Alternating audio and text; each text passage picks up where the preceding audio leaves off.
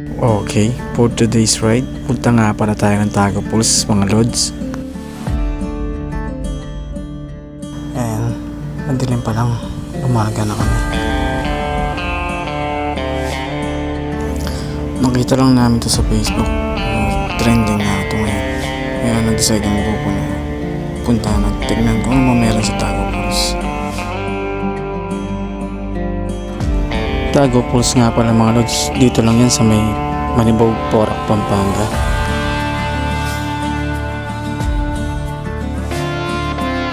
Yan pala sa kabilang kanto mga lods, kaya balik kami.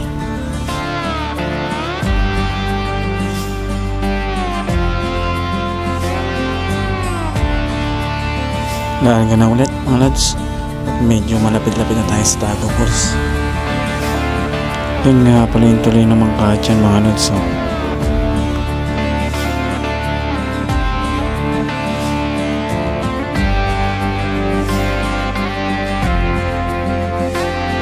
Makarating na nga kami mga lods, pero paahirapan yata yung pagbaba nito mga lods.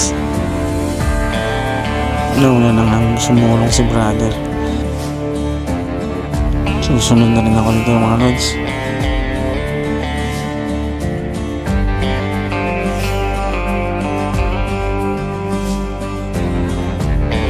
Ito na pala yung taas ng Tago Falls. Ayan mga lods. Pero kailangan pa rin bumaba mga lods para makita talaga yung Tago Falls na sinasabi nila. Medyo pahirapan nga pala yung pagbaba dito mga lods. Pero ayan, nakarating na kami mga lods. Hindi ko may tatinggi mga lods. Maganda nga talaga ang Tago Falls.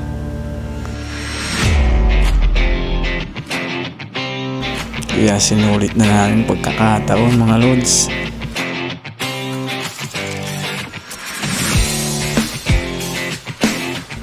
Walang duda mga lods, maganda nga talaga ang Tago Falls.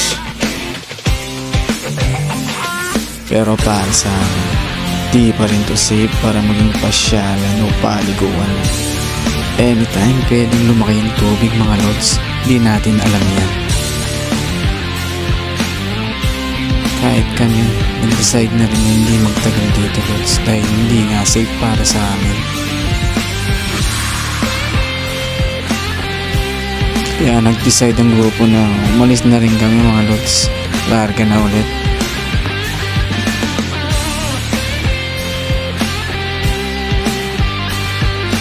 Pag-alis nga namin, nakasalubong namin si kuya na bikers din na katulad namin.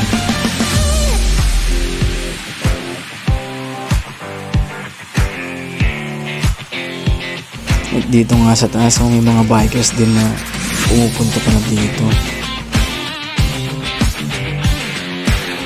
Shoutout sa inyo mga lods. Ingat kayo sa pagbaba dyan sa Tago Falls. At kami lalarga na pa uwi mga lods. Kaya larga na lods. Uwi na tayo.